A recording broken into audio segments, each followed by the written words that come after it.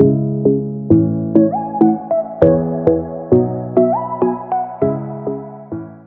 Guys, my name is Kartik Raj Goyal. तो guys अभी हम जा रहे हैं अहमदनगर के शुक्लेश्वर टेम्पल में, जो कि मेरे नानी जी के यहाँ पर ही है। चलिए मेरे नानी जी के घर से बहुत नज़दीक मंदिर है और यहाँ का वो प्रसिद्ध मंदिर है। देखिए ये शिवगिरीनाथ महाराज का मंदिर।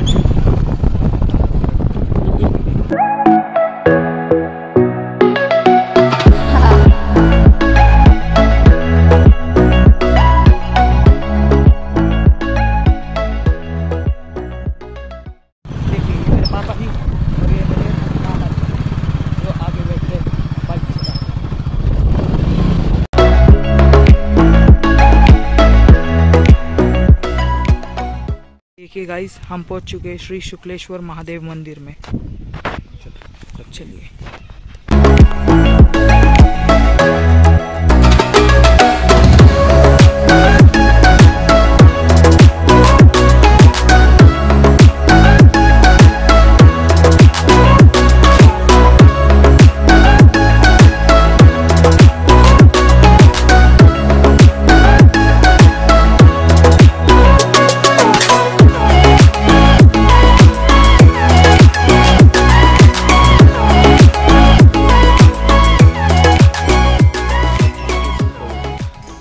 देखिए ये सब संतों की समाधि है। देखिए वहाँ पर भी एक है और पीछे बहुत सारी है। चलिए मैं आपको दिखाता हूँ।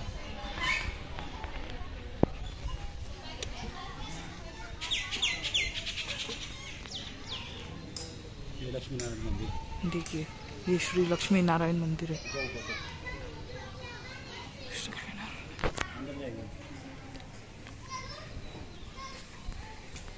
देखिए यहाँ पर श्री लक्ष्मी नारायण जी का मंदिर है। देखिए गाइस, ये श्री लक्ष्मी नारायण जी का मंदिर है।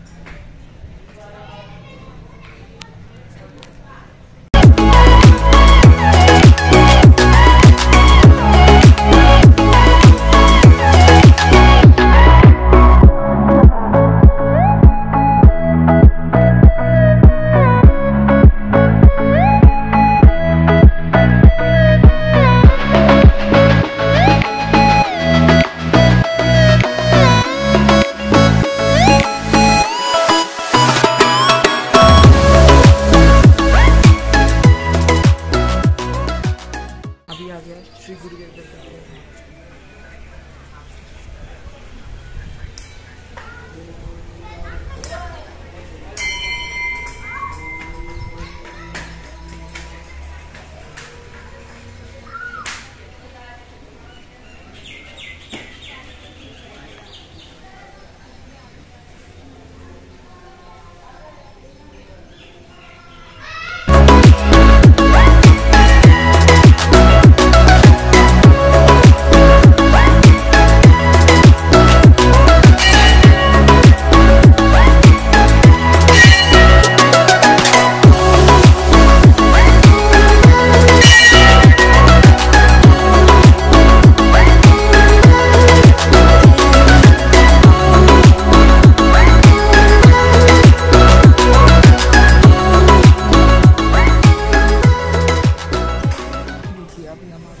श्री शुक्लेश्वर महादेव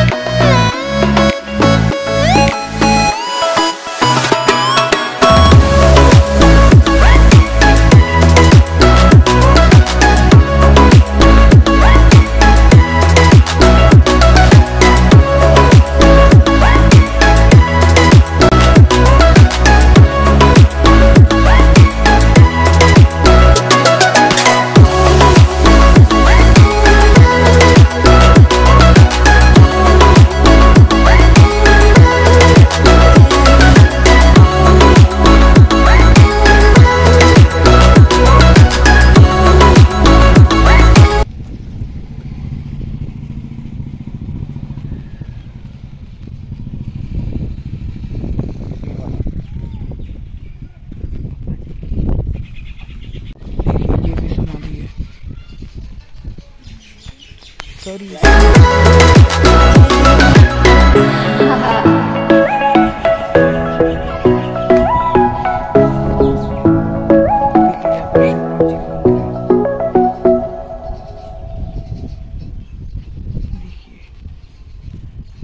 ओम नमो रामाय नमो, ओम नमो सीताय नमो, ओम नमो लक्ष्मण नमो, ओम हनुमते नमो, ओम हनुमते नमो, ओम हनुमते नमो। राधा कृष्ण हरे राम राम राम हरे हरे, हरे कृष्ण कृष्ण राधे कृष्ण हरे हरे।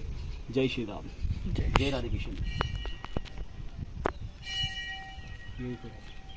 हाँ, उसमें देखिए यहाँ पर भी समाधि है और वहाँ पर भी समाधि है। देखिए ये पेड़ श्री गुरुदेव दत्त महाराज का उधर यहाँ पर खड्डा है, देखिए इसके अंदर से ही होता। देखिए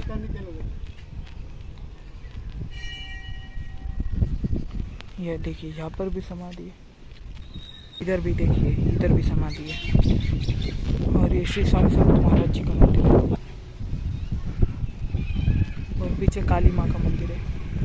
ये देखिए समाधि से वो नाम बता रहा है। देखिए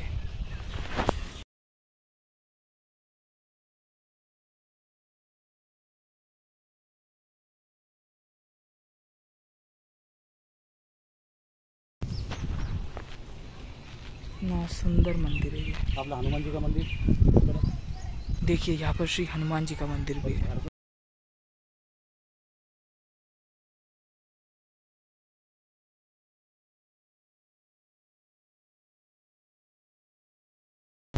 यहाँ पर हनुमान जी का मंदिर है।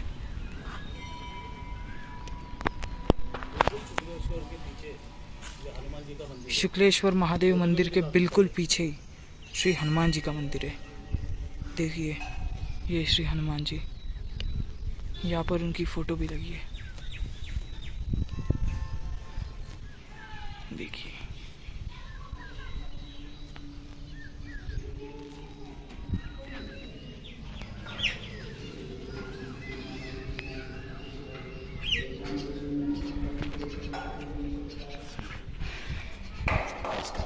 तो गाइस अभी गाइस यहाँ का जो इतिहास है वो मेरे पापा आपको मराठी में पढ़कर सुनाएंगे। बताइए पापा। श्री गणेशाय नमः। ओम श्री शुक्लेश्वर। अहमदनगर जिल्ह्यातील नगर परिसरातील अनेक शिवालयांपैकी भिंगार येथील स्वयंभू श्री शुक्लेश्वर महादेव मंदिर अनेक पुरातन इतिहास प्रसिद्ध आहे। मंदिरातील महादेवाची शाळुंका ही स्वयंभू असून तिच्या सर्व बाजूनी सतत गंगा पाणी झुळझुळ वाहत असते। मागील 10 वर्षापूर्वी या पिंडीवर पंचधातू कवच व मुखवटा विधिवत पूजा करून बसविला। भिंगारच्या या मंदिराला काशी विश्वेश्वराचे प्रतिरूप म्हणून ओळखले जाते। भिंगार हे ग्रामनाम भृंग ऋषींची स्मृती जपते आहे। भृंग ऋषी पुत्र ज्यांना दैत्यगुरु महती लाभली आहे त्यांनी मंदिरात पश्चिम भागाला असलेल्या समंगा नदी तीरी तपश्चर्या करून भगवान श्री काशी विश्वेश्वराला प्रसन्न करून घेतले अशी आख्यायिका आहे। शुक्राचार्यांनी काशी विश्वेश्वराला प्रसन्न करून येथे दर्शन देण्यास सांगून येथे चिरकाल वास करण्याचे आश्वासन मागितले व जो भक्त त्यांची मनोभावे सेवा करेल त्याचे कल्याण व त्याचा वंश कधीच खंडित होणार नाही असा वर मागितला। यामुळे या स्थानाला शुक्लेश्वर असे नाव दिले आहे। त्याचप्रमाणे मुनिवर नारदपुत्र अष्टवक्र यांनी याच नदीच्या संगमावर स्नान करून शुक्ले पूजन व आराधना करून अष्टवक्र यांना अव्यंग देहाची प्राप्ती झाल्याची कथा पुराणात मिळते। पुराण व शास्त्रानुसार सूर्यपुराण व काशीखंड या ग्रंथामध्ये भिंगारच्या शुक्लेश्वर मंदिराचा उल्लेख आहे। सूर्यपुराण व नवनाथ निर्मित आधीचे हे स्थान आहे। काळात दंडक अरण्यातील भृंग ऋषींचा निवास लाभलेल्या आजच्या भिंगाराचे भृगपूर असे नाव होते। आणि माझ्या नेक्स्ट ब्लॉगमध्ये तुम्हाला भृंग ऋषी महाराजांची जिथे समाधी झालेली आहे जिथे त्यांनी तप केला होता ती भृंग ऋषी महाराजांची तेगडी माझ्या सेकंड ब्लॉगमध्ये तुम्हाला ते दाखवणार आहे। शुक्लेश्वर महादेवाचे हे मंदिर गर्भगिरीतील वैशिष्ट्यपूर्ण नाथपंथी शिवालय आहे। गर्भगिरीचे डोंगर भिंगार गावाच्या उत्तर शिवेपर्यंत दिसतात। गर्भगिरीच्या या सानिध्यामुळे शुक्लेश्वर मंदिराच्या तिन्ही बाजूला सिद्ध साधकांच्या समाध्या दिसतात। पानिपतचे ही जे हे ते सगळे संत जेवढे संत होते त्यांची ही समाधी या साईडला पूर्ण समाधी आहे। त्यांच्यावरती ते मंदिर आहे। पानिपतकडे कूच करण्यास निघालेल्या पेशव्यांनाही या शुक्लेश्वरांची आठवण येत होती असे विश्वास पाटील यांनी पानिपत या कादंबरीत म्हटले आहे। एकूणच मंदिरा संदर्भात मिळालेल्या नोंदीवरून मंदिराचे बांधकाम 8व्या ते 9व्या शतकातील असावे असे वाटते। स्मशान वैराग्याची अनुभूती येथे साधक मिळवतात। औदुंबर पिंपळ चिंच अशा दीर्घायू गर्द झाडीमध्ये वेढलेल्या या मंदिरा प्रवेश करण्यासाठी पूर्वाभिमुख व उत्तराभिमुख अशी 2 प्रवेशद्वारे आहेत। पूर्वाभिमुख प्रवेशद्वार शेजारीच दगडी बांधणीचा नंदी मंडप आहे। येथे मोठ्या दिमाखात बसलेल्या नंदीच्या आयाळीत नारदाची विनाधारी उभी मूर्ती आहे। नंदी व नारद दोन्ही मूर्तीवरील कोरीव काम लक्षवेधी असून या मूर्ती एकाच दगडामधून निर्माण केलेल्या दिसतात। नंदीच्या कपाळावर श्रीयंत्र, गळ्यात घुंगरमाळा आणि पाठीवर बांधलेल्या दोऱ्यांच्या गाठींचे नक्षीदार वळण व घंटाची माळ दिसते। या नंदी मंडपामुळे 5 महिरप सारख्या कमानींनी युक्त प्रशस्त सभामंडप आहेत। सभामंडपातून गाभाऱ्याकडे जाताना कोरीव कामातील बागदार कमान असून तिच्या देवस्थाने कोणाळा दिसतो।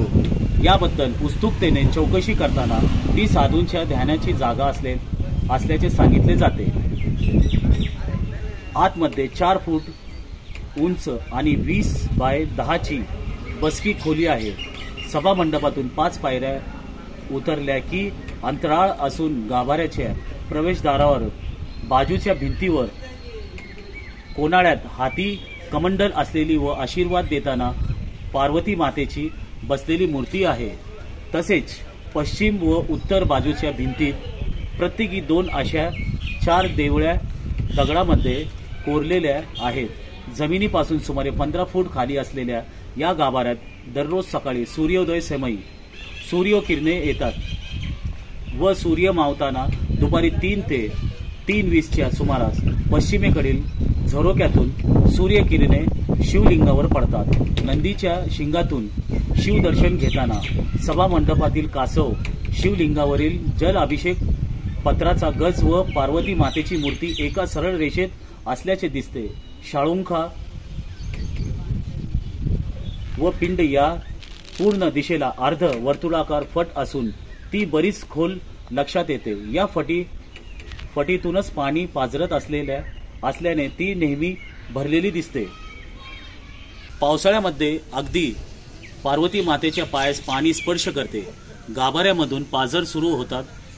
मंदिराजवळ चौकांनी पुरातन बारव असून तिच्यामध्ये एका बाजूला 7 निमुळते कुंड दिसतात.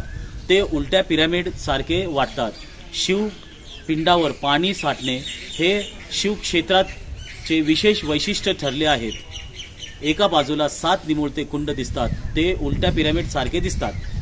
येथील मंदिराची व्यवस्था ती शुक्लेश्वर आरती मंडळ जे 1939 साली स्थापन झाले आहे. हे पाहते दैनंदिन मंगल स्नान, नंतर पहाटे 5:30 वाजता आरती व सायंकाळी 7 वाजता आरती. तिसऱ्या सोमवारी सत्यनारायण पूजा व प्रवारा संगम येथून कावड आणून जलाभिषेक. दर महिन्याच्या पौर्णिमेला महाप्रसादाचा कार्यक्रम असतो व दर महाशिवरात्रीला हरिनाम सप्ताह व महाप्रसाद व महारुद्राभिषेक असते. दत्त जयंती निमित्त रक्तदान शिबिर, वैकुंठ चतुर्दशीला रात्री दीपोत्सव साजरा केला जातो. माहिती व संकलन शुक्लेश्वर महादेव मंदिर ट्रस्ट भिंगार. नमस्कार.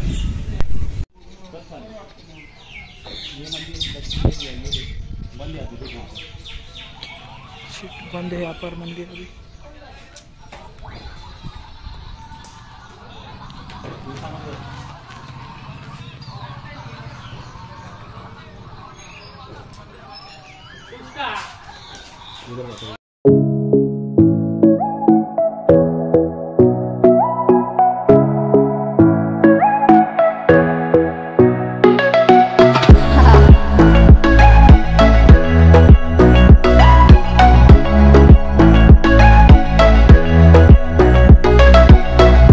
आपलं नाव काय दादा? सीताराम नामदेव. आपण इकडचे स्थानिक आहे. ते मंदिराला किती, तुमचं वय किती आहे आता? 65. म्हणजे मंदिराला किती वर्ष झाले आता? ते लगेच सांगताच हेच इतकं फार पूर्वीचं, फार पूर्वी, फार पूर्वी. म्हणजे काय थोडक्यात बोलू शकता का तुम्ही असं? थोडक्यात म्हणजे कसं आहे, जागृत देवस्थान. जी, जागृत देवस्थान आहे. तिथं जरी आलं तर प्रसन्न वाटतं.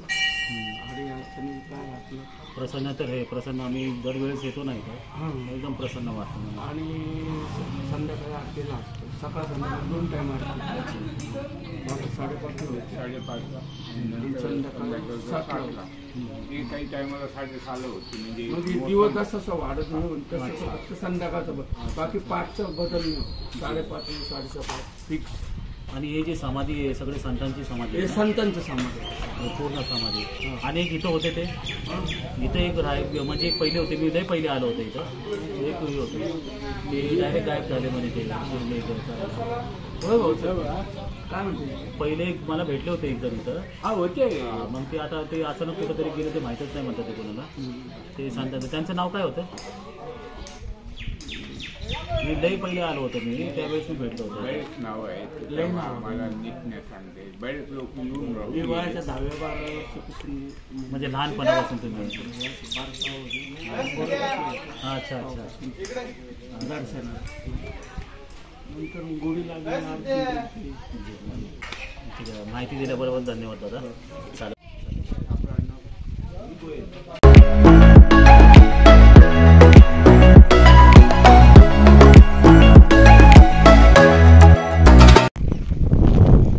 कि अभी बंद है, तो आपको ऐसे ही दर्शन दिला देता हूँ। देखिए ये श्री महाकाली माँ का मंदिर है। जय माता दी।